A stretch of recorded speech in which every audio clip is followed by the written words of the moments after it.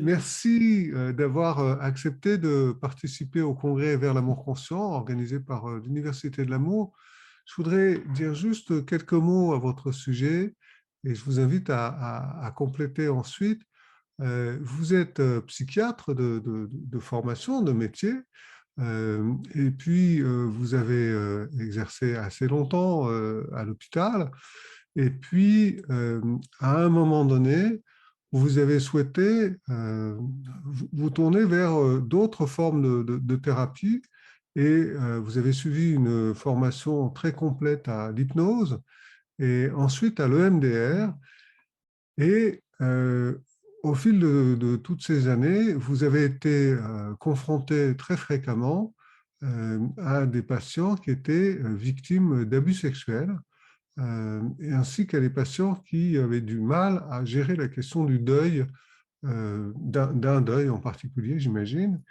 Et du coup, vous avez été amené, d'une part, d'une certaine manière, à vous spécialiser dans ces sujets-là et à écrire un livre sur le deuil et un autre livre dont on va plus parler aujourd'hui, qui s'appelle Guérir d'un abus sexuel, qui a été réédité récemment aux éditions Les Arènes. Euh, est-ce que je suis juste? Est-ce que j'ai oublié des bouts? J'ai dû en oublier sûrement. C'est à peu près juste. Je n'ai pas exercé très longtemps à l'hôpital, en fait. J'étais interne à l'hôpital et après, je me suis installé très rapidement en libéral. Ce qui est intéressant à noter, c'est que pendant des années, au début de mon installation, enfin de ma pratique libérale, je ne voyais pas de personnes victimes d'abus sexuels. Je ne les voyais pas parce que je ne cherchais pas. Hmm. Et en fait, ce sont mes formations à l'hypnose et à l'EMDR après qui ont éclairé, bien sûr, l'existence de ces traumatismes et le fait qu'il il faut les chercher pour les trouver. Et quand je pense que pendant des années, j'ai vu des gens qui sans doute ont souffert de ça et n'en parlaient pas, parce Hmm. que je ne posais pas de questions. Donc voilà, ça montre aussi le fait qu'il faut s'intéresser aux gens et qu'il faut poser des questions. Il ne faut pas avoir peur de poser des questions directes sur les événements du passé. Hmm. Voilà, donc c'est vrai que c'est devenu les abus sexuels, enfin, on va parler un peu du terme abus tout à l'heure, les agressions sexuelles de l'enfance et puis les deuils sont devenus effectivement mes thèmes de prédilection, aussi bien au niveau de ma pratique libérale que de mes centres d'intérêt, c'est vrai. Alors, vous allez nous parler de l'abus sexuel, ou les abus sexuels, trauma ou trahison. Le Voilà. ou est important. Alors, voilà. Alors, d'abord, bien sûr, je vous remercie tous les deux de m'avoir invité à participer à votre congrès Amour conscient. Alors, j'avoue que l'amour conscient, moi, je ne connaissais pas, hein. C'est un terme que je n'avais jamais entendu. Alors, je me suis un petit peu renseigné et je me suis rendu compte qu'il y a un auteur américain qui s'appelle John Wellwood qui a écrit un livre qui s'appelle Le chemin de l'amour conscient. Alors, j'ai un peu parcouru et il insiste sur un fait important, c'est que vivre un amour conscient, il faut d'abord affronter une croyance irrationnelle qu'on a sur soi et qui vient de notre enfance et qui peut se résumer en « je ne suis pas digne d'être aimé ». Je ne suis pas aimable, au sens premier du terme. Alors, comment s'engager dans une relation affective, la nourrir, s'y développer, grandir dans la relation, quand nos blessures d'enfance sont réactivées tous les jours par des incompréhensions, par des conflits, des disputes, voire des séparations, qui viennent évidemment confirmer sans cesse cette croyance tenace que nous ne sommes pas aimables, pas dignes d'être aimés. Alors dans ce cas-là, on n'est plus vraiment libre de nos choix, de nos comportements, puisqu'ils sont influencés, malgré nous, par notre passé. Et réguler notre état émotionnel dans ces situations peut devenir particulièrement difficile. Et parmi les personnes pour lesquelles l'amour conscient pose un problème, on retrouve les victimes d'agressions sexuelles de l'enfance. Beaucoup, alors on verra tout à l'heure la liste importante de toutes les conséquences possibles, et beaucoup de ces victimes vont souffrir de troubles anxieux, de symptômes traumatiques, avec des cauchemars, des phobies, des états dépressifs, des troubles alimentaires, un manque d'estime de soi, un dégoût de soi, Donc, on verra tout à l'heure un petit peu une liste un peu plus complète. Alors, comment vivre une sexualité satisfaisante quand l'idée même de la sexualité fait jaillir la peur ou quand le contact du partenaire va déclencher une réaction dissociative. Alors, quand on parle des abus sexuels, il faut quand même garder à l'esprit que la reconnaissance de la réalité des abus date en France de 1840 et aux États-Unis de 1874. Mais en réalité, dans les faits, cette reconnaissance est beaucoup plus tardive. Alors, je vais vous donner un exemple de ce qui traîne dans un livre de psychiatrie très connu qui date des années 1975, où il est écrit que l'inceste est extrêmement rare. Et le chiffre qui est donné, tenez-vous bien, 1 cas pour 1 million d'enfants. Donc, vous voyez bien qu'il y a eu quand même beaucoup de chemin parcouru depuis 1975, puisque maintenant, on sait que l'inceste est très fréquent, de même que tous les autres types d'abus sexuels extrafamiliaux. Alors, les chiffres qui sont difficiles, bien sûr, à donner, enfin, on a des chiffres un peu variables, mais on peut retenir globalement qu'une fille sur 4 et un garçon sur 6 ont été victimes d'un abus sexuel. Et 70 à 80% de ces abus sexuels sont des incestes, donc surviennent au sein des familles. Donc, vous voyez, c'est un petit peu... il y a eu beaucoup d'évolutions, heureusement, dans la reconnaissance de la réalité de ces abus. Alors, on parle d'abus, mais qu'est-ce que c'est qu'un abus sexuel? En fait, c'est un mauvais terme en français. C'est la traduction littérale de l'anglais « sexual abuse » qui signifie agression ou violence sexuelle. Et en anglais, l'agression sexuelle des enfants va se dire « child sexual abuse ». Mais en français, abus sexuel, c'est devenu le synonyme d'agression sexuelle d'un enfant. Alors, pourquoi c'est un mauvais terme? Abus sexuel, c'est la traduction littérale de l'anglais sexual abuse, qui signifie, lui, violence ou agression sexuelle. Alors, en anglais, l'agression sexuelle des enfants va se dire child sexual abuse. Et en français, abus sexuel, c'est devenu le synonyme d'agression sexuelle d'un enfant. Alors, pourquoi c'est un mauvais terme? Parce que abuser de quelque chose, ça veut dire qu'on consomme quelque chose qu'on peut consommer normalement, mais on le consomme en quantité déraisonnable. Sous-entendu, abus sexuel, ça voudrait dire qu'on pourrait consommer de manière raisonnable sexuellement un enfant. Alors, vous voyez bien que le terme est quand même pas très bien choisi, donc on devrait rejeter cette expression. Mais elle est rentrée dans le langage courant, c'est elle qui traîne dans, bien sûr, qu'on retrouve dans tous les textes, les articles, les livres, donc c'est difficile de s'en passer.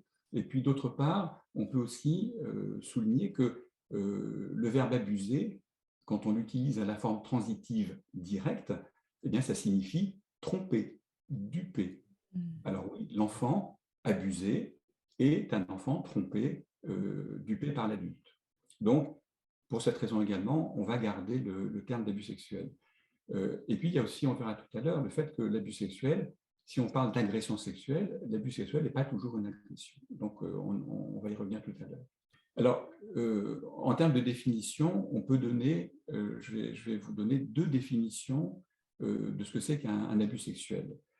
C'est la participation d'un enfant ou d'un adolescent mineur à des activités sexuelles qu'il n'est pas en mesure de comprendre, qui sont inappropriées à son âge et à son développement psychosexuel, qu'elles soient subies sous la contrainte, par violence ou séduction, ou qui transgressent les tabous sociaux. Voilà, ça, c'est une définition qu'on retrouve un peu partout. Alors, il y a une définition beaucoup plus courte et beaucoup plus simple. Toute utilisation du corps d'un enfant pour le plaisir d'une personne plus âgée que lui, quelles que soient les relations entre eux, et même sans contrainte ni violence. Voilà, donc ça élargit un petit peu le cadre. Et c'est vrai que abus sexuels, il y a les abus sexuels avec contact et sans contact. Le fait de montrer des photos pédopornographiques ou pornographiques à un enfant, c'est un abus sexuel. Le fait de lui montrer un film pornographique, Pornographique. c'est un abus sexuel. Le fait de le rendre témoin de relations sexuelles, c'est un abus sexuel. Donc, il y a énormément de modalités, en sachant qu'il y a un continuum. Ça peut aller bien sûr du fait d'être témoin aux attouchements, aux contacts orogénitaux, jusqu'au viol, avec pénétration. En rappelant évidemment qu'une fellation, c'est un viol. Parce que parfois, les gens n'ont pas cette notion qu'une fellation, c'est un viol. Alors, l'agression sexuelle, l'abus sexuel, les violences sexuelles font partie des événements traumatiques que peuvent vivre les enfants dans l'enfance et qui ont des effets très destructeurs sur leur santé, sur leur développement psychologique et aussi physique. Alors, je voudrais parler d'une étude qui a été faite aux États-Unis il y a déjà quelques années, qui s'appelle l'étude ACE, Adverse Childhood Experiences. Cette étude, elle a été menée sur plusieurs milliers de personnes pour chercher combien chaque personne a vécu d'événements adverses dans son enfance. Et on entend par événements adverses de l'enfance le fait d'avoir été victime de violences physiques, de violences émotionnelles, de maltraitance, de violences sexuelles, le fait d'avoir eu des parents alcooliques, toxicomanes, d'avoir un parent en prison, d'avoir été témoin de violences domestiques, d'avoir perdu un parent dans l'enfance. Et en fait, cette étude a montré qu'il y avait une relation arithmétique proportionnelle entre le nombre de ces événements subis dans l'enfance, ces événements adverses de l'enfance, et le développement à l'âge adulte de toutes les pathologies, qu'elles soient mentales ou physiques, et y compris la mort précoce. Donc, il y a un score ACE qui a été attribué à chaque personne, qui mesure ce nombre d'événements vécus dans l'enfance jusqu'à 18 ans. Et on a constaté, par exemple, donc c'est un score qui va de 0 à 4 et plus de 4. On a constaté, par exemple, qu'une personne qui a un score ACE à 4 a 5 fois plus de risques de souffrir d'une dépression qu'une personne qui a un score à 0, et elle a 12 fois plus de risques de faire une tentative de suicide. Donc ça, c'est un petit exemple, mais en réalité, la relation est proportionnelle, elle est arithmétique vraiment. Plus on a un score élevé, plus on a de risques de développer une pathologie, soit une psychopathologie ou une pathologie organique, y compris des maladies physiques. Donc, ça montre l'importance pour le développement de l'adulte de tout ce qui se passe dans l'enfance. Et cette étude a aussi montré, elle a confirmé ce qu'on sait maintenant, c'est-à-dire que les agressions sexuelles, les abus sexuels dans l'enfance sont très fréquents, puisque cette étude a montré à peu près que 22% des personnes avaient été victimes d'une agression sexuelle dans l'enfance. Donc 22%, vous voyez, ça représente quand même beaucoup de personnes. Oui, on est loin du 1 sur 1 million. 1 million. Oui. Ouais. Alors, pourquoi les abus sexuels, on doit en parler beaucoup, pourquoi on doit être attentif à ça, c'est que ça a des conséquences qui sont très nombreuses, très diversifiées, et qui ne sont pas, on ne peut pas dire que qu'il y ait une relation de cause, une relation de causalité directe. Il y a une corrélation. On sait que les gens qui ont été victimes vont développer, dans des proportions plus importantes, un certain nombre de manifestations psychologiques ou somatiques, physiques. Donc c'est une corrélation. On ne peut pas dire qu'il y ait un symptôme qui soit spécifique de l'abus. Donc en fait, c'est le regroupement de différentes manifestations, qu'elles soient psychologiques ou physiques, qui peut aussi conduire à se poser la question d'un éventuel abus sexuel dans l'enfance. Donc, il faut pouvoir, quand on est confronté à des personnes, alors je parle en tant que psychiatre, en tant que médecin, quand on voit des patients qui ont des dépressions récurrentes, qui ont des cauchemars, qui ont des troubles digestifs, récurrents, etc., pouvoir s'interroger, qu'est-ce qui s'est passé? Alors, ce qui est bien sûr aussi important, c'est de noter que beaucoup des personnes qui souffrent de ces symptômes, en fait, ne font pas toujours le lien avec ce dont elles souffrent et les abus sexuels qu'elles ont subis, si tant est qu'elles s'en rappellent, bien sûr. Hein. Mais elles font, souvent, il n'y a pas de connexion. Donc, il faut pouvoir les aider aussi à faire ce lien. Alors, la liste des conséquences des abus sexuels, eh bien, en fait, c'est toute la médecine, hein, toute la psychiatrie. Mais je vais quand même vous donner les grands Quelques pistes. en fait, les grandes pathologies principales qu'on peut retrouver. Alors évidemment, on parle de l'amour conscient, donc on parle aussi de la sexualité, et on sait bien que les abus sexuels vont être à la source de nombreuses difficultés sexuelles, mais aussi des difficultés liées à la maternité. Par exemple, il y a des gens qui vont renoncer à avoir des enfants de peur de reproduire les agressions sexuelles qu'elles ont elles-mêmes subies. Il y a des tas de troubles anxieux qui peuvent survenir, que ce soit des phobies, des troubles anxieux généralisés, il y a des troubles dépressifs, des tentatives de suicide, il y a bien sûr le stress post-traumatique, il y a les problèmes de régulation émotionnelle, des gens qui vont avoir tendance à être très irritables, à se mettre en colère, à avoir une sensibilité émotionnelle très, très importante, à avoir des peurs. Il y a les troubles alimentaires, l'anorexie, la boulimie, l'hyperphagie, ça c'est très important. Les automutilations. Systématiquement, il faut s'interroger, quand il y a une automutilation, il faut s'interroger, chercher s'il y a eu un traumatisme dans l'enfance, évidemment. Il y a la revictimisation, là aussi c'est important. Les toxicomanies, toutes les addictions.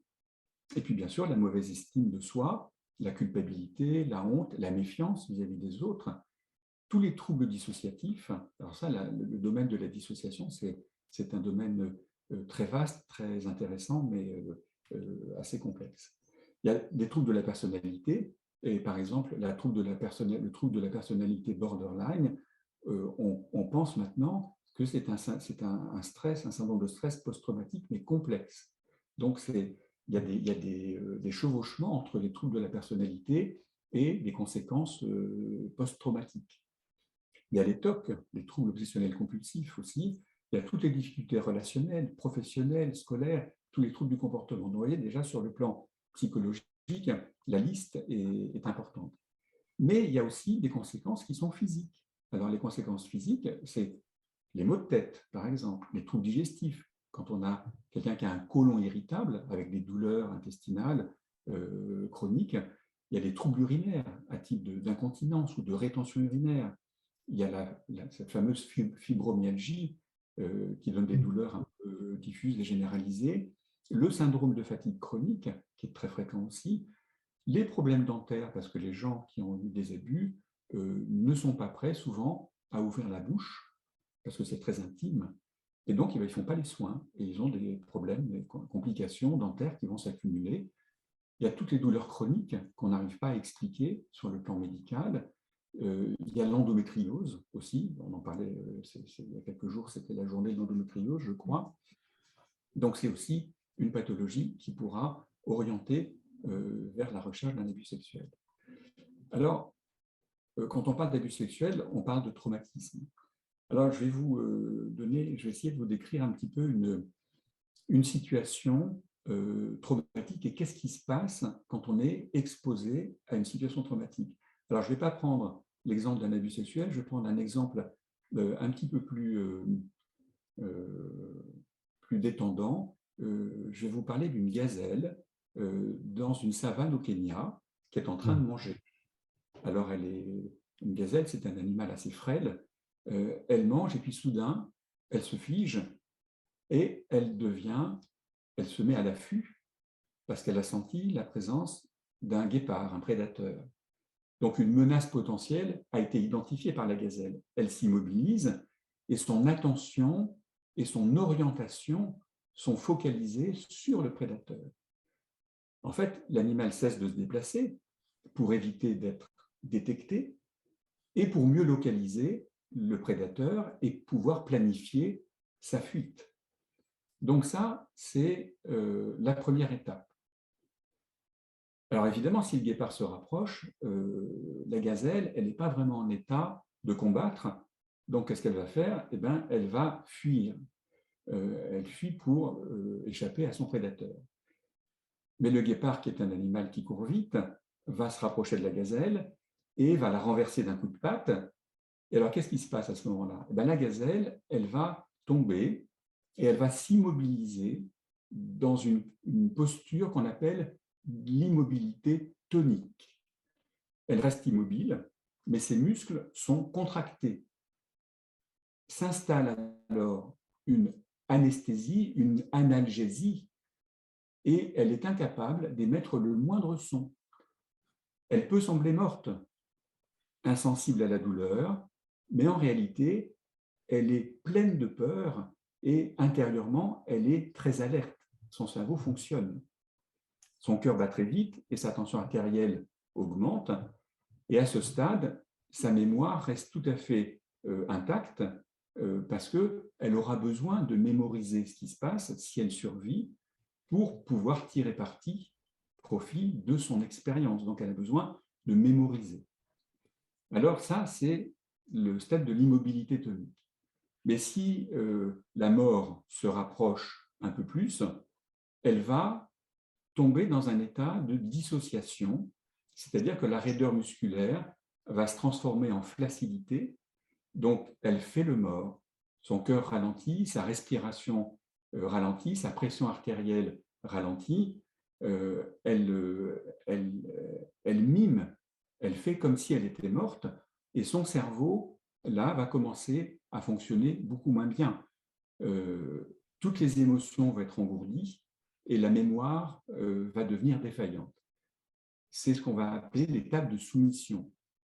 Et chez l'homme, ça se traduit comment? Eh bien, il y a un engourdissement ou un détachement émotionnel, une réduction du niveau de la conscience. L'esprit devient confus, les sons deviennent lointains, la vision devient floue, la perception du temps change, le temps peut sembler durer plus longtemps, et il peut même y avoir des expériences de sortie du corps. Et puis, il y a une dernière étape qui va être à ce moment-là l'évanouissement, qu'on appelle aussi une syncope vagale. Et là, il y a un excès à ce moment-là de ce qu'on appelle du fonctionnement du système nerveux parasympathique qui provoque une baisse de pression artérielle qui fait que le cerveau n'est plus assez irrigué et l'animal ou la personne va perdre conscience. Donc ça, ce que je viens de vous résumer, c'est ce qu'on appelle la cascade de défense, qui est une cascade qui a été évoluée par l'évolution. Ça veut dire que ce sont des réactions que notre cortex ne contrôle pas et qui ont été choisies par l'évolution dans un but très simple, favoriser la survie de l'animal. Et on la retrouve chez tous les animaux. Et elle va s'installer essentiellement quand l'animal est confronté à une menace mortelle, quand il ne peut pas fuir, donc quand il ne peut ni combattre ni fuir, ou chez l'être humain, quand il a la sensation d'être pris au piège. Donc ne pas pouvoir fuir, ne pas pouvoir se protéger. Et toutes ces séquences que je vous ai décrites, en fait, ont un seul but, c'est donc favoriser la survie. C'est important parce que les victimes d'abus sexuels, souvent, vont se reprocher de ne pas avoir fait ou d'avoir fait telle chose, alors qu'en fait, ça leur échappe totalement. Alors cette cascade, on l'appelle les 6, non pas les 3, 6 F. Le premier, c'est to freeze, geler, quand l'animal est à l'affût. Le deuxième, c'est flight, c'est donc s'enfuir. Le troisième, c'est fight, c'est combattre. Le quatrième, c'est l'immobilité tonique, c'est fright, c'est la terreur en anglais. La soumission, c'est flag, comme le drapeau, mais en fait, ça renvoie aussi à la soumission. Et le dernier, c'est faint, qui veut dire s'évanouir. Voilà, donc c'est une cascade, on peut voir ça comme un dôme. On commence par le freeze, fight, flight, en haut, c'est l'immobilité tonique. faire le mort, mais en étant encore rigide. Et ensuite, c'est la dissociation avec l'immobilité flasque, et ensuite, c'est l'évanouissement. Donc, la première partie de la cascade, elle est essentiellement influencée par le système nerveux sympathique. C'est le système nerveux qui, par l'adrénaline, le cortisol, qu'on appelle les hormones du stress, permettent de mobiliser notre corps pour faire face à la menace et pour pouvoir se battre ou fuir. Donc ça, c'est nous préparer à l'action. Au sommet de la cascade, on a vu cette immobilité tonique, et là, c'est très particulier parce que dans cet état d'immobilité tonique, il y a en fait une double activation, à la fois sympathique et en même temps parasympathique. Comme si on appuyait en même temps sur l'accélérateur et le frein, il y a les deux systèmes nerveux qui sont hyperactivés. Et puis, dans la seconde moitié de la cascade, quand on est dans la soumission et l'évanouissement, là, c'est le système nerveux parasympathique qui prend les commandes avec une hypoactivation physiologique, baisse de la pression artérielle, de la respiration. Et cet état d'hypoactivation, on sait qu'il fait intervenir ce qu'on appelle les opioïdes endogènes, qui sont des molécules qui sont proches de la morphine et qui sont fabriquées par notre propre cerveau. Donc, c'est ça qui explique cet état de dissociation qui fait que le cerveau s'engourdit, qu'on a un éloignement émotionnel, sensoriel et des perturbations de la mémoire qui vont s'installer. Alors, pourquoi je vous décris cette cascade de défense? C'est aussi pour insister sur le fait que cette immobilité tonique, fright, qu'on a au sommet de la cascade, qui est associée à la frayeur et à l'incapacité d'émettre le moindre son, eh bien, elle a été identifiée pour la première fois chez les survivants d'abus sexuels de l'enfance et chez les victimes de viols. Donc, pendant les agressions, les victimes ont ressenti une immobilité tonique physique importante avec des tremblements, des secousses musculaires et une incapacité à émettre le moindre son. Donc ça, c'est vraiment, il faut comprendre que ça n'est pas un choix, c'est une réaction qui est lancée, qui est médiée par un cerveau que nous ne maîtrisons pas et qui est destiné à nous protéger pour éviter de mourir. Alors, dans le viol, on peut, par exemple, imaginer que certains agresseurs ont besoin que la victime se débatte pour rendre l'agression plus stimulante pour eux. Donc là, quand la victime, d'une certaine manière, fait le mort, ne bouge pas, ne dit rien, ça peut être une protection, par exemple. En tout cas, c'est une réaction qu'on ne maîtrise pas. Donc, c'est la deuxième partie de la cascade qu'on a vue quand la dissociation apparaît, avec ces perturbations émotionnelles, sensorielles et de la mémoire. Eh bien, elle entraîne, elle va avoir comme complication une mémoire traumatique. C'est-à-dire que les événements vécus par la personne vont être mémorisés, mais d'une façon dissociée dans des secteurs du psychisme qui sont en dehors de la conscience, mais qui pourront, par la suite, faire sentir leurs effets de manière indirecte. Donc ça, ce sera la mémoire traumatique. Donc, c'est aussi la raison pour laquelle les victimes qui passent par cette phase de dissociation sont souvent dans l'incapacité de décrire avec précision ce qu'elles ont vécu. Et parfois, on sait qu'elles peuvent oublier pendant de nombreuses années qu'elles ont été victimes d'une agression sexuelle. Donc, voilà, cette amnésie traumatique, elle a donné lieu à beaucoup de conflits, de discussions, et ce n'est pas fini. Hein. Il y a toujours il y a le camp pour et il y a le camp contre. Hein. C'est vraiment encore très, très présent. En tout cas, en clinique, on voit bien que quand même de nombreuses personnes ont oublié avoir été victimes d'un abus. Et quand ça revient, quand la mémoire revient, c'est un tsunami. Là, les gens, à ce moment-là, alors qu'ils allaient bien en étant dissociés de leur abus, quand l'abus revient, là, c'est la descente aux enfers, avec des conséquences qui sont effectivement assez terribles. Donc, rappelez-vous que cette immobilité tonique et cette dissociation ont des effets bénéfiques à court terme, protéger la survie. Malheureusement, ces deux défenses qui échappent à notre contrôle conscient, eh bien, auront des effets néfastes à long terme chez l'être humain. Et on sait, il y a beaucoup d'études qui ont montré que le fait d'avoir vécu une immobilité tonique ou une dissociation, eh bien, ça favorise la survenue ultérieure d'un syndrome de stress post-traumatique. Et pour les personnes qui sont traumatisées, on sait que la dissociation est fortement associée aux tentatives de suicide et au comportement d'automutilation. Donc tout ça est connecté, tout ça est lié. Ce qui est aussi important à garder en mémoire, c'est que cette cascade de défense que je vous ai décrite, une fois que la personne l'a traversée une fois, eh bien en fait, c'est un circuit de peur qui va qui va être mémorisé, qui va être gravé dans l'esprit de la personne, dans son cerveau. Et quand elle sera soumise à un autre traumatisme ou à une situation qui rappelle le traumatisme initial, eh bien, la cascade va se reproduire à l'identique.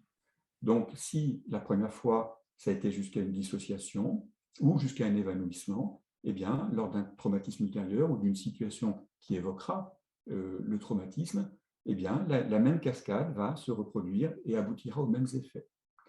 Ce qui peut aussi expliquer en partie la revictimisation dont sont victimes les victimes d'abus sexuels qui vivent de manière répétée des nouveaux traumatismes parce qu'elles n'ont pas, le moyen de se protéger suffisamment. Alors ça, on vient de voir que les abus sexuels sont donc très fréquents et que le modèle principal pour rendre compte de ce qui se passe repose sur ce fameux diagnostic de syndrome de stress post-traumatique. Alors, c'est quoi ce SSPT, syndrome de stress post-traumatique? En fait, il a été introduit dans le fameux DSM, le manuel diagnostique et statistique des troubles mentaux, qui est la Bible, entre guillemets, américaine, mais mondiale, en fait, des troubles psychiatriques. Eh bien, le syndrome de stress post-traumatique a été introduit dans la version 3 du DSM dans les années 1980.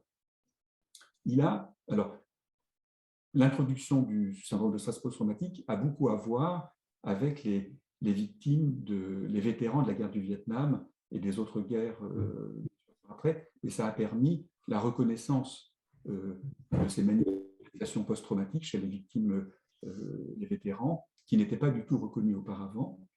Et cette reconnaissance traumatique, eh bien, en fait, elle va permettre au mouvement féministe de faire reconnaître la fréquence des abus sexuels et de leurs conséquences, souvent graves, qu'elles soient psychologiques, sociales, physiques. Donc, les mouvements féministes vont utiliser ce diagnostic pour faire évoluer la situation et aboutir à une reconnaissance, enfin, de la fréquence des abus sexuels. Donc, cet abus sexuel qui n'était pas du tout reconnu est très rapidement venu sur le devant de la scène. On en a beaucoup parlé, il y a plein de choses qui ont été décrites, donc on a reconnu sa fréquence. Le passage de la culpabilité, ça a permis à ce que la culpabilité passe de la victime sur l'agresseur. Ça a permis de donner des fonds pour faire des recherches. Ça a permis de développer, bien sûr, des thérapies. Donc, ça a été une étape, bien sûr, très importante pour la reconnaissance des abus sexuels. Mais cette reconnaissance des abus sexuels, elle a été fondée sur une vision traumatique de l'abus. Et une vision traumatique, c'est une vision qui implique la violence, la menace, la peur, le viol, le sang, la douleur. Quand on regarde les critères dans le DSM du syndrome de stress post-traumatique, eh bien, le premier critère pour pouvoir porter un diagnostic de stress post-traumatique, c'est le suivant. exposition à la mort, à des blessures graves ou à la violence sexuelle. Alors, il y a plusieurs manières d'être exposé à tout ça, mais voilà, c'est le premier critère qui est nécessaire pour porter un diagnostic de stress post-traumatique. Mort, exposition à la mort, à des blessures ou à la violence sexuelle, qu'on soit témoin ou qu'on l'ait vécu à la première personne. Alors, le problème qui se pose maintenant, c'est que cette vision traumatique, elle ne concerne qu'une minorité des abus sexuels, peut-être 15-20%, qui ont un contenu violent, avec effectivement de la douleur, de la violence, des menaces.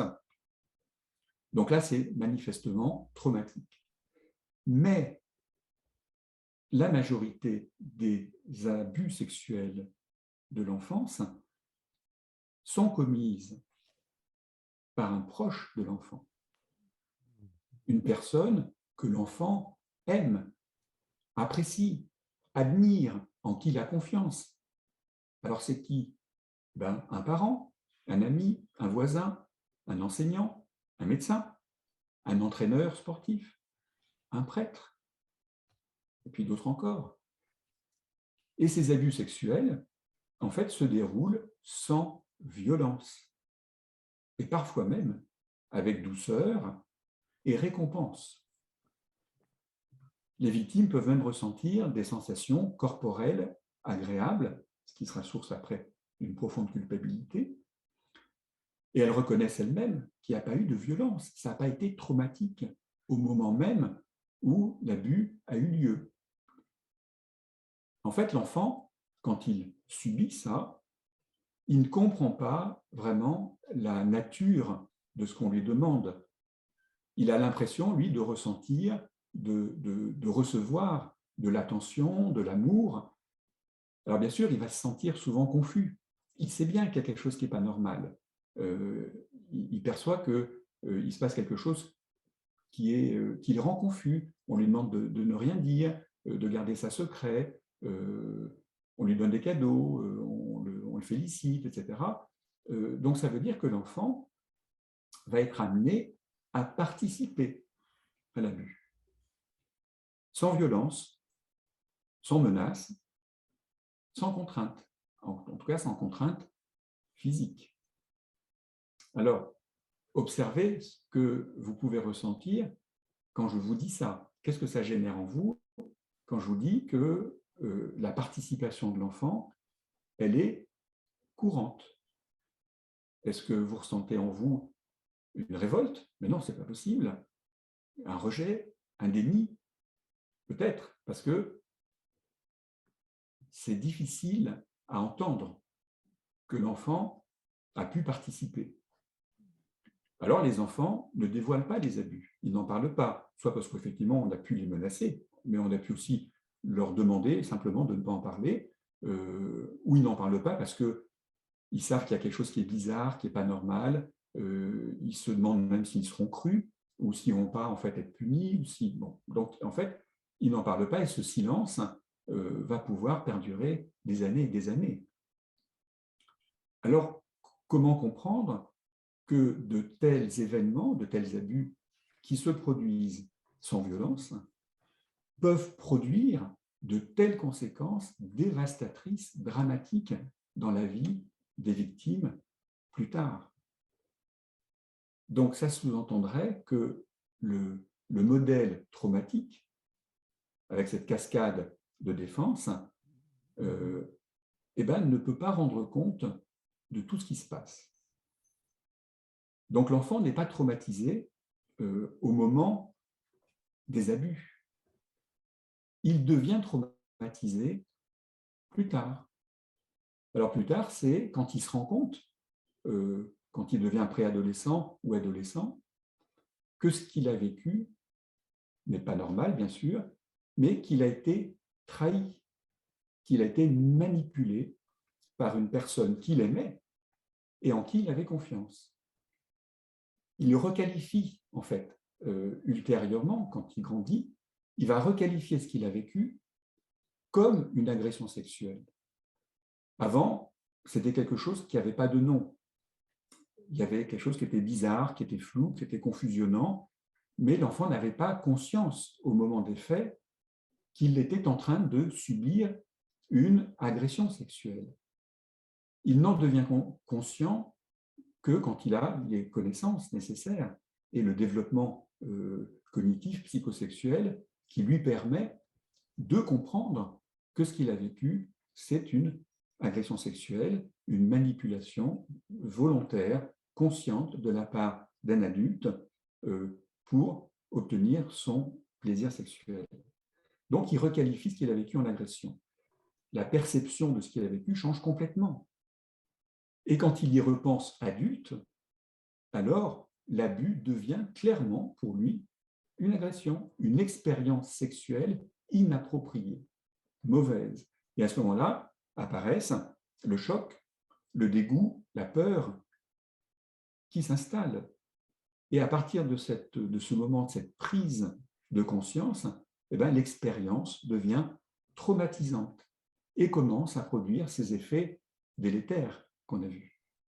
Donc, c'est ce qui est interrogatif, ce qui est quand même particulier et qu'on ne peut pas vraiment comprendre encore aujourd'hui, c'est comment comment le changement de regard sur l'événement, le fait de donner du sens à cet événement, rétroactivement, entraîne cette cascade traumatique avec la peur, avec un syndrome de stress post-traumatique qui va se développer, alors même que sur le moment, il n'y a pas eu de violence. Donc, au moment de l'abus, l'enfant ne pouvait pas comprendre. Ça, c'est vraiment un élément, bien sûr, important. Il ne savait pas que ce qu'il vivait, c'était une agression. Il n'avait bien sûr pas les connaissances nécessaires de ce qu'est la sexualité adulte, de ses conséquences, et il ne comprenait pas la signification, le sens de ce que l'abuseur lui demandait de faire.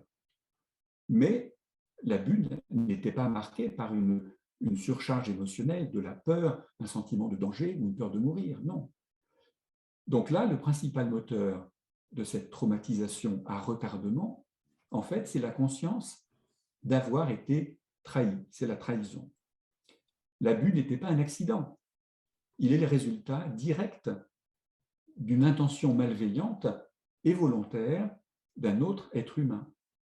C'est ce qu'on appelle aussi, c'est dans ces situations-là, dans ces traumatismes relationnels répétés, que se développent des syndromes de stress post-traumatique qu'on appelle complexes.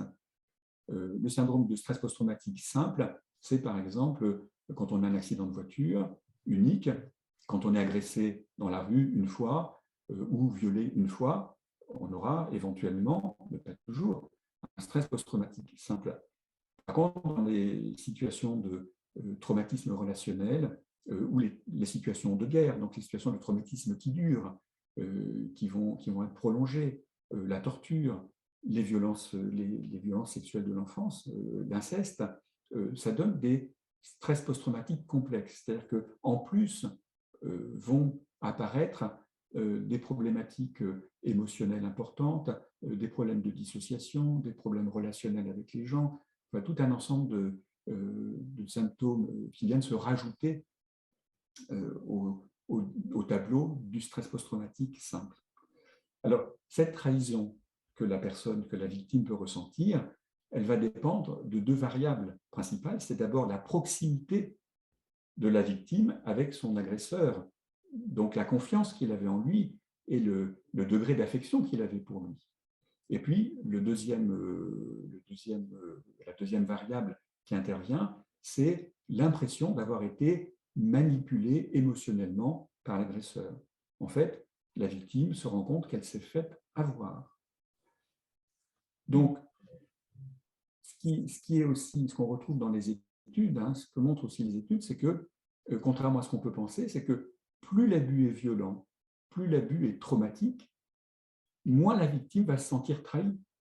Parce que s'il y a de la violence, la victime, elle comprend tout à fait que cette agression, elle n'est pas normale et qu'elle est répréhensible, et elle donnera probablement lieu plus facilement à une divulgation de l'abus, de l'agression. Et donc, de façon symétrique, moins l'abus est traumatisant sur le moment, plus la victime se sentira trahie. Et ce sentiment de trahison va faire voler en éclats quelque chose qui est inestimable, c'est le sentiment d'être en sécurité. Alors va s'installer à la place un sentiment d'insécurité, de vulnérabilité, qui va dépasser très largement la seule situation de l'abus, c'est-à-dire que la victime va ressentir une profonde rupture de confiance envers l'agresseur, mais aussi envers beaucoup d'autres personnes. Et en fait, la trahison va entraîner une profonde atteinte de l'estime de soi. Si on m'a traité de cette manière, c'est que je ne suis pas aimable, je ne suis pas digne d'être aimé. Et on revient sur ce que je disais tout à l'heure en introduction par rapport à l'amour conscient et à la difficulté de vivre un amour conscient quand on a cette croyance irrationnelle sur soi. Et ça va entraîner une culpabilisation irrationnelle, mais réellement présente. On sait que la majorité des victimes se sentent coupables de l'abus qu'elles ont subi et que, devenues adultes, elles continuent de se sentir à la fois honteuses et coupables de s'être tues, de n'avoir rien dit et d'avoir participé. Alors pourquoi se sentir coupable alors qu'on leur a imposé quelque chose? Alors, une des explications de la culpabilité, c'est qu'elle pourrait être une protection contre le sentiment d'impuissance. Il vaut mieux se sentir responsable que vulnérable et sans aucun contrôle sur ce qu'on vit. C'est une explication intéressante. Mais il y en a une autre qui est encore plus simple. C'est que la victime se sent coupable car l'abus n'a pas été fait contre sa volonté. La victime a l'impression d'avoir permis que l'abus se produise. C'est une impression bien sûr irrationnelle, mais la personne ressent ça comme ça. C'est très douloureux. J'ai laissé faire. Évidemment, les enfants n'ont pas toutes les informations nécessaires pour comprendre ce qui s'est passé et pour répondre de manière appropriée aux situations sexuelles dans lesquelles leur agresseur les a plongés. C'est pour ça qu'il faut le répéter, et il faut vraiment que ça rentre dans la tête de tout le monde, c'est pour ça que l'abus sexuel n'est jamais, jamais la faute de l'enfant. Rappelez-vous que l'enfant n'est pas en mesure de consentir à un acte sexuel. Parce que pour consentir, il faut deux conditions. Il faut d'abord savoir à quoi on consent, c'est-à-dire connaître précisément ce qui va se passer, les conséquences, tout ce qui est lié à ce qui va se produire, donc avoir une connaissance précise de ce qu'on va vivre, de ce qui va en découler, comprendre ce que les autres qui vivent la même chose peuvent aussi vivre et ressentir. Évidemment, alors là, l'enfant n'a pas du tout connaissance de tout ça. Donc, pour consentir, il faut savoir à quoi on consent. L'enfant ne sait pas. Et le deuxième critère, c'est d'avoir la liberté de consentir.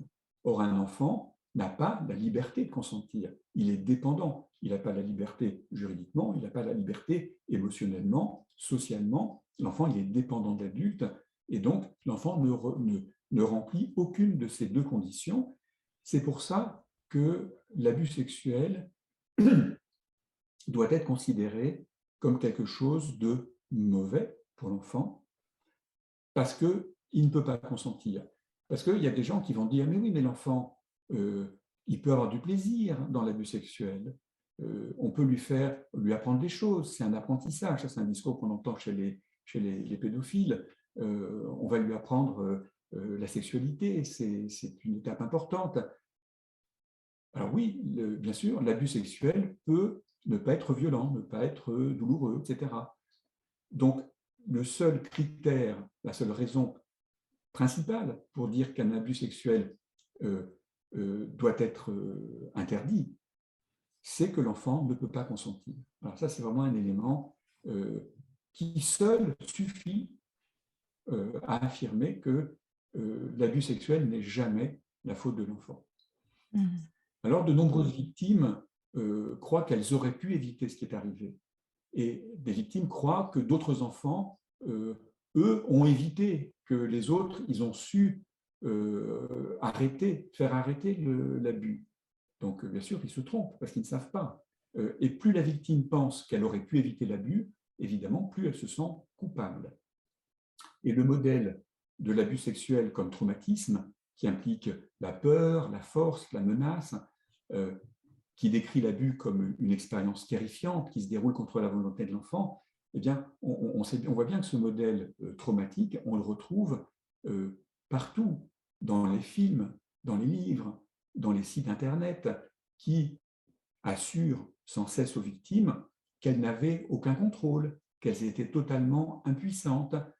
Les mots comme viol, agression sont couramment utilisés pour décrire l'expérience de l'abus. Donc, ce modèle de l'abus sexuel traumatique, il est répandu tout le temps. Mais en réalité, les victimes résistent rarement, parce que très souvent, l'abus sexuel n'est pas traumatique sur le moment, il n'y a pas de violence. Donc, les victimes résistent rarement. Elles peuvent même se soucier de leur agresseur, parce que leur agresseur, c'est quelqu'un qu'elles aiment, qu'elles apprécient. Et les victimes peuvent aussi recevoir des avantages pour leur participation, des éloges, de l'attention de la personne, de l'adulte, voire des cadeaux. Par exemple, dans le milieu sportif, où il y a de nombreux abus sexuels, il y a une stratégie qui est utilisée par l'entraîneur qu'on appelle le grooming.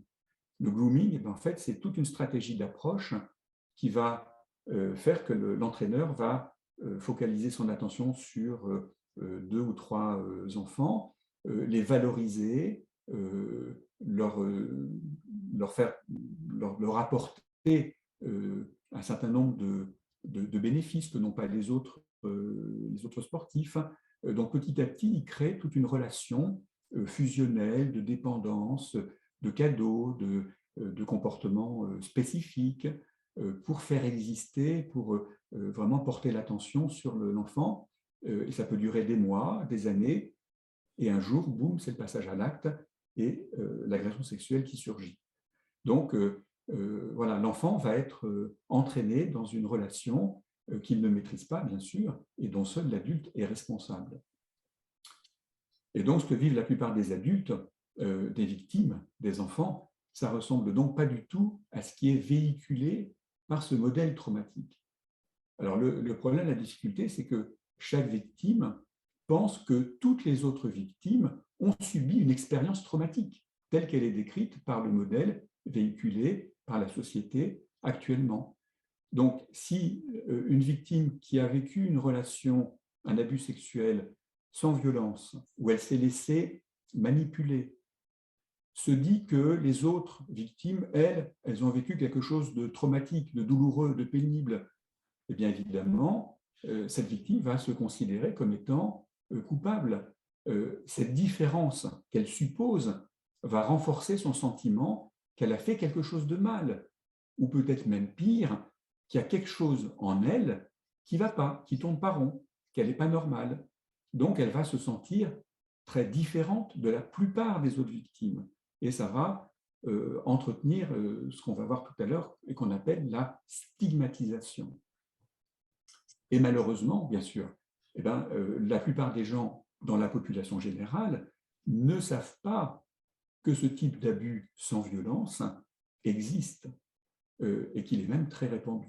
Donc le modèle traumatique, en fait, qui est socialement admis, va aboutir paradoxalement à augmenter la culpabilité et l'isolement des victimes, parce qu'elles ont peur de parler, parce qu'elles ont l'impression de ne pas être normales, d'être coupables, honteuses. Et donc, la plupart des victimes vont retarder la divulgation, vont s'abstenir parfois totalement de parler et de dévoiler ce qu'elles ont vécu. Alors qu'on sait que quand les études qui sont faites par rapport à la divulgation montrent que la victime parlera d'autant plus facilement qu'elle a été effrayée, terrifiée au moment de l'abus. Donc, plus l'abus est traumatique, plus l'enfant parlera facilement. Et on l'a vu tout à l'heure, moins il est traumatique, moins l'enfant parlera. c'est très ironique quand même, parce que des professionnels ont travaillé pendant plus de 40 ans pour faire prendre conscience que les abus sexuels sont courants et ne sont jamais la faute des victimes. Et malgré cela, malgré ce temps, ces efforts, eh bien, malgré cela, les vraies victimes ne se sentent pas mieux. Elles se sentent toujours seules, toujours coupables, toujours honteuses. Donc, c'est ça le paradoxe, c'est qu'on reconnaît la fréquence des abus sexuels, on sait que ça donne des conséquences terribles, et malheureusement, pas grand-chose ne change. La souffrance est toujours là. La culpabilité, la honte sont toujours là. Donc, on peut s'interroger sur le rôle de ce modèle traumatique dans la pérennisation, l'entretien de la situation douloureuse des victimes encore maintenant. Donc, si on résume, premièrement, l'abus sexuel, pour la plupart des victimes, n'est pas une expérience traumatique au moment, quand il se produit. Deuxièmement, les dommages qui sont provoqués par l'abus sexuel ne sont pas directs et immédiats. Avant de commencer à nuire aux victimes, eh bien, l'abus doit être compris, c'est-à-dire reconceptualisé, et ça se produit souvent plusieurs années après l'abus réel. Et puis, troisièmement, la cause des conséquences négatives n'est pas liée aux caractéristiques de l'abus, mais à l'après-coup, c'est-à-dire à la façon dont les victimes se perçoivent et perçoivent les autres.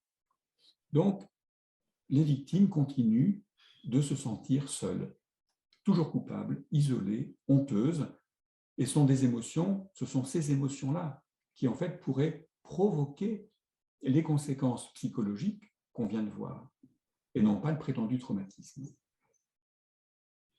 Alors, il faut que les victimes, elles sachent que ce qu'elles ont vécu, c'est normal. Elles ont fait une sorte d'erreur de jugement à l'époque, quand elles ont vécu l'abus. Mais cette erreur de jugement, elles ne sont pas responsables de ça, parce qu'elles n'avaient pas, à leur âge, le niveau de développement cognitif, physique, psychosexuel suffisant pour comprendre ce qui se passait. Donc, bien sûr, elles ne sont pas responsables. Malheureusement, les victimes vont devoir affronter le déni des proches, notamment quand l'agresseur semble digne de confiance et respectable, ou bien quand la divulgation de l'abus tarde et parfois survient des années et des années après. Et même si elles sont crues, et bien souvent, les victimes vont être blâmées, elles vont être culpabilisées pour l'abus qu'elles ont subi. Et notre culture a une tendance omniprésente à blâmer les enfants. Aussi bien dans la littérature, dans le monde réel, et ça commence tout simplement avec la Bible. Alors rappelez-vous l'histoire de Lot, dont la femme est transformée en statue de sel quand elle se retourne sur Sodome. Et Lot, il avait 2 filles, et en fait, ces 2 filles l'ont saoulé avec du vin que Dieu avait mis en quantité importante dans la grotte où il s'était réfugié.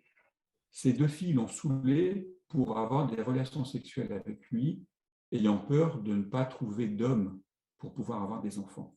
Donc déjà dans la Bible, l'enfant est celui qui pervertit. Ouais.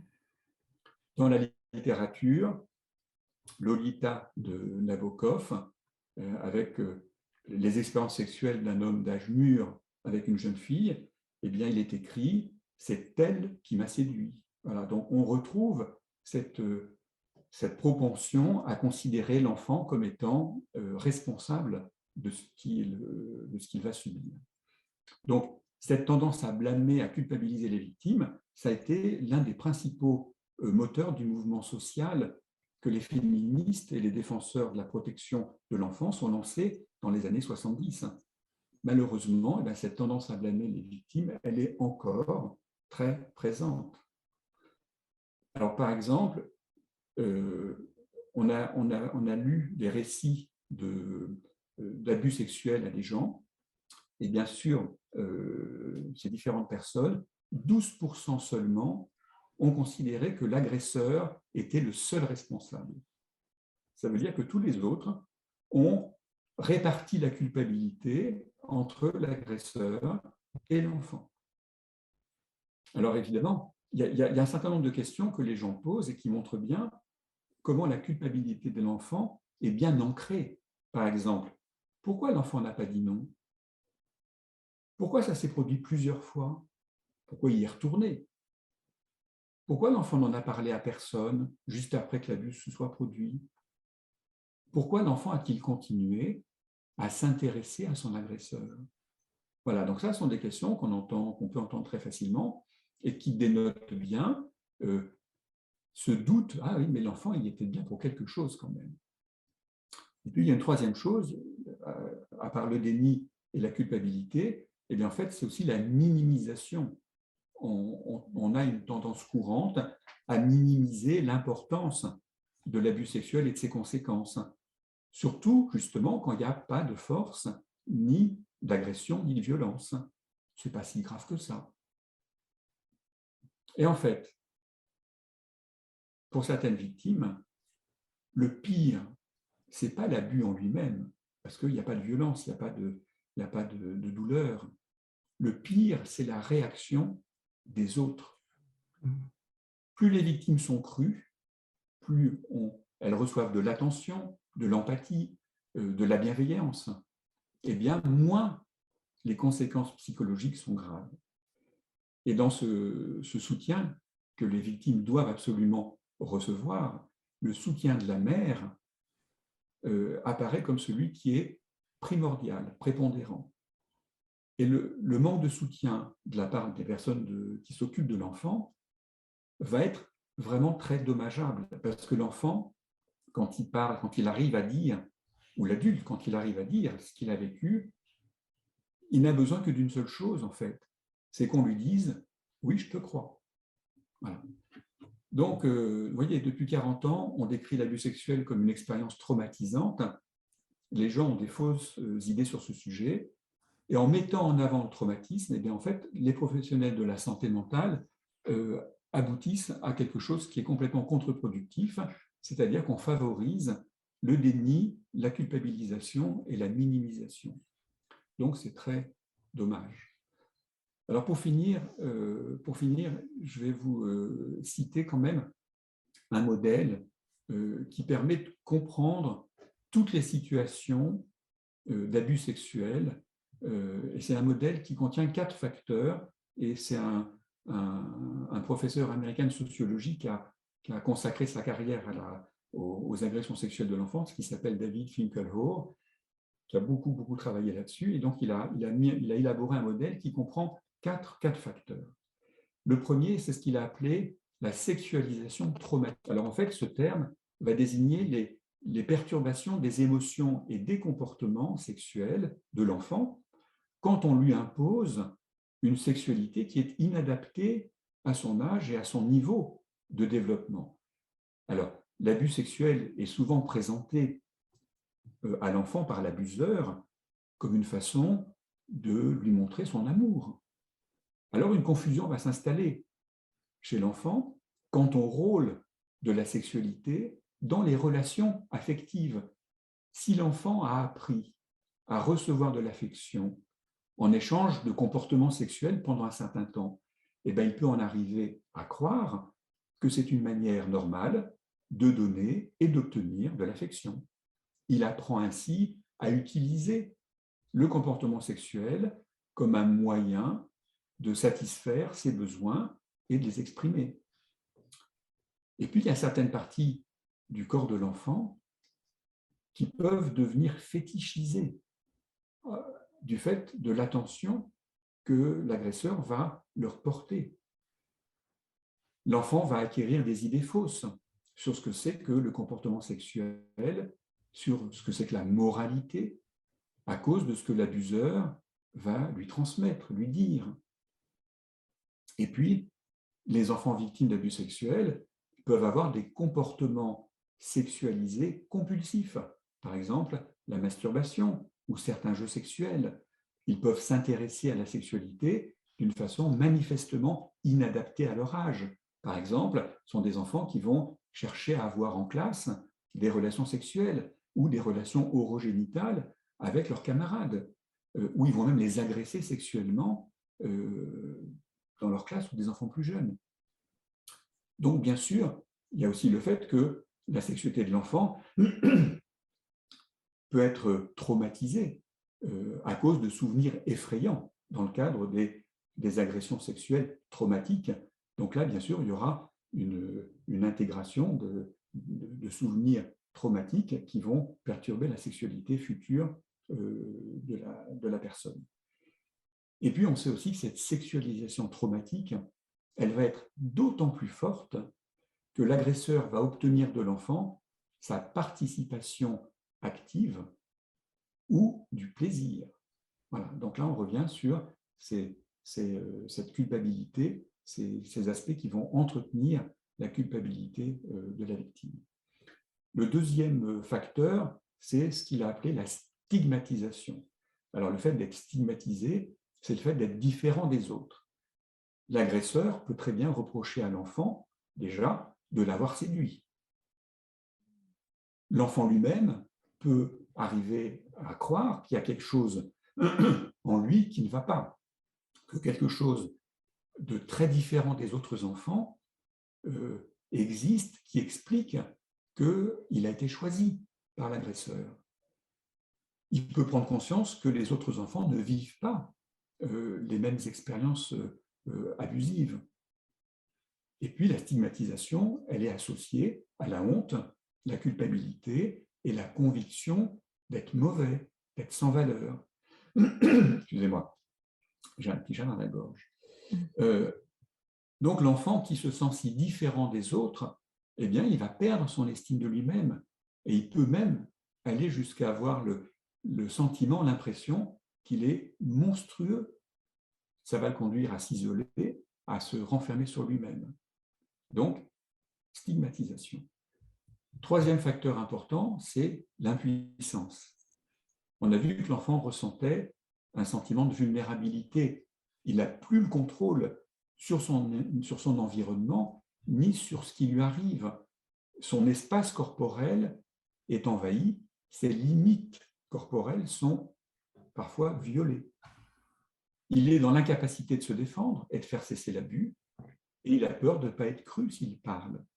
Donc le besoin de reprendre le contrôle pourra se traduire chez certains enfants ou chez certaines victimes plus tard, par une identification à l'agresseur ou par le développement d'un trouble alimentaire, par exemple. Et puis le quatrième facteur, qui est celui qu'on a un petit peu mis en évidence tout à l'heure, c'est la trahison. Parce que l'adulte impose la sexualité là où l'enfant ne perçoit que de la tendresse. Donc, c'est ce qu'on appelle la fameuse confusion des langues. La langue de l'adulte, la sexualité, et la langue de l'enfant, la tendresse. L'enfant découvre que la personne dont il dépendait, un parent, un prêtre, un ami, eh bien, il découvre que cette personne lui a fait du mal et n'a pas tenu compte de ses besoins. Et ça va provoquer un profond sentiment de trahison. Et ça peut se produire, bien sûr, très rapidement après les premières expériences d'abus, mais le plus souvent, cette prise de conscience d'une trahison, elle arrive rétrospectivement, comme on l'a vu tout à l'heure, quand l'enfant se rend compte, adolescent, préadolescent ou adolescent, ou plus tard à l'âge adulte, de ce qui s'est passé et qu'il a été piégé dans quelque chose de mauvais. Et donc cette perte de confiance, elle risque de se généraliser à d'autres adultes et d'aboutir à une méfiance, notamment une méfiance vis-à-vis des proches. Donc voilà un petit peu ce sur quoi je voulais un petit peu insister. Donc on a vu que les conséquences des agressions sexuelles, elles sont très nombreuses, aussi bien psychologiques que physiques, et que certaines d'entre elles sont liées au processus de dissociation, dont on n'a pas parlé, mais c'est un phénomène de protection qui survient dans les situations graves où on ne peut pas combattre ni fuir, et qui est à l'origine d'une mémoire traumatique, d'une mémoire dissociée, et qui vont donner lieu notamment à l'amnésie, qui peut parfois durer des dizaines d'années. On a vu des victimes qui vont sortir du déni, comme on dit, à un âge parfois très avancé.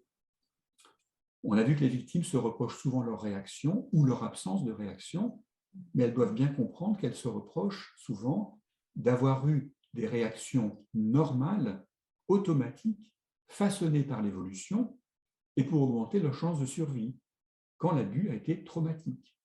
Et quand l'abus n'a pas été traumatique, les victimes doivent comprendre et accepter qu'enfant, elles ne possédaient pas toute la connaissance pour comprendre, savoir, comprendre, saisir le sens que ce qu'elles subissaient, c'était un abus sexuel. Donc, il faut pouvoir restaurer une bonne estime de soi, se libérer de la culpabilité, de la honte et des divers symptômes, bien sûr, traumatiques. Et tout ça, ça nécessite un travail psychologique difficile et souvent prolongé. Alors, il y a de nombreuses thérapies, bien sûr, qui peuvent être utilisées. Moi, je mets l'accent sur la thérapie EMDR, sur l'hypnose. Il y a d'autres thérapies, comme la thérapie sensorimotrice aussi, qui peuvent être utilisées, et puis bien sûr d'autres approches. En fait, il faut être très prudent dans toutes ces approches thérapeutiques de ne pas retraumatiser la victime. Et il est souvent nécessaire de passer par un temps de stabilisation pour permettre aux personnes de rester émotionnellement dans ce qu'on appelle la fenêtre de tolérance émotionnelle pour pouvoir ensuite retraiter les souvenirs d'abus dans des conditions de sécurité émotionnelle suffisantes. Voilà un petit peu des éléments qui me paraissaient importants à préciser, qui vont peut-être choquer certaines personnes, mais je pense que c'est important de pouvoir un petit peu lancer un débat sur ce modèle traumatique qui peut-être entraîne des conséquences tout à fait contre-productives. Merci pour ce topo très, très complet, vraiment passionnant, magnifique. D'une clarté, d'une limpidité, c'était passionnant. On retrouve en vous écoutant le plaisir qu'on a eu à vous lire, parce que justement, votre livre est lui aussi extrêmement clair, précis, structuré, et permet vraiment de s'approprier les concepts et la logique sous-jacente à la question des abus sexuels, vu sous l'angle de la guérison. Il faut quand même le préciser, c'est quand même essentiel, puisque finalement la question, c'est quand même comment on s'en sort, quoi. C'est quand même la question principale. Alors, vraiment merci pour cette intervention. On a vu que vous proposez aux personnes qui suivent le congrès d'avoir accès à une vidéo aussi que vous avez faite. Est-ce que vous pouvez nous dire un petit mot rapide de cette vidéo? Oui, alors c'est une vidéo, c'est un dessin animé en fait, que j'ai réalisé il y a 2 ans, je crois maintenant. Un dessin animé qui montre, assez pédagogique en fait, qui montre ce qui se passe quand un traumatisme, une mémoire traumatique se réactive. Donc, elle décrit cet aspect de dissociation dont on a un petit peu parlé, de cette mémoire traumatique qui vient envahir l'adulte et qui lui fait ressentir des sensations, des émotions, des pensées qui sont liées au traumatisme vécu dans l'enfance. Voilà, donc je pense que c'est une vidéo qui peut... alors c'est une vidéo qui me montre c'est une représentation, c'est un modèle. Ça n'est pas une vérité, bien sûr, mais ça permet de bien comprendre, d'avoir une idée un petit peu précise de cette notion de dissociation. Et je pense que ça peut aider beaucoup de gens. Alors, nous qui l'avons vu, on a beaucoup apprécié là aussi encore pour sa clarté et son propos. Et puis l'autre chose, c'est qu'à titre de bonus, donc, va être possible d'obtenir un exemplaire de votre livre dans le cadre de la loterie qu'on organise en fin de congrès. donc ce livre, encore une fois passionnant sur guérir d'un abus sexuel, et qui est vraiment un point extrêmement précis sur le sujet. Moi, j'ai beaucoup apprécié en le lisant la clarté du propos et le côté dépassionné. Voilà, parce que il est difficile, lorsqu'on s'intéresse à ce sujet, il est naturel d'avoir accès à des ouvrages qui ont un ton un peu militant, et c'est normal, puisque l'abus sexuel, c'est vraiment un mal absolu, et on a envie de les dénoncer, mais parfois, ça nuit un peu à la clarté du propos, et on ne trouve pas ça, au contraire, dans votre ouvrage à vous. Voilà, donc ça, c'est vraiment magnifique. Hein. Et puis, on va vous dire au revoir. Merci. Cette Merci intervention. beaucoup, François Loubov. C'était magnifique. Magnifique. Merci à vous d'avoir donné cette opportunité de pouvoir aussi exposer un certain nombre de choses qui sont qu'on ne va pas peut-être trouver forcément partout. Voilà, donc c'est élargir un peu la vision qu'on peut avoir de cette problématique dramatique, hein, qui est quand même très, très, très répandue. Et il faut bien reconnaître que dans notre clientèle, dans notre patientèle, ce sont des difficultés, des thématiques qui sont très, très, très, très répandues. Voilà. Donc, merci pour tout ce que vous faites pour merci. les gens. Hein. Et puis, à une fois prochaine. Voilà, je vous dis au revoir à tous.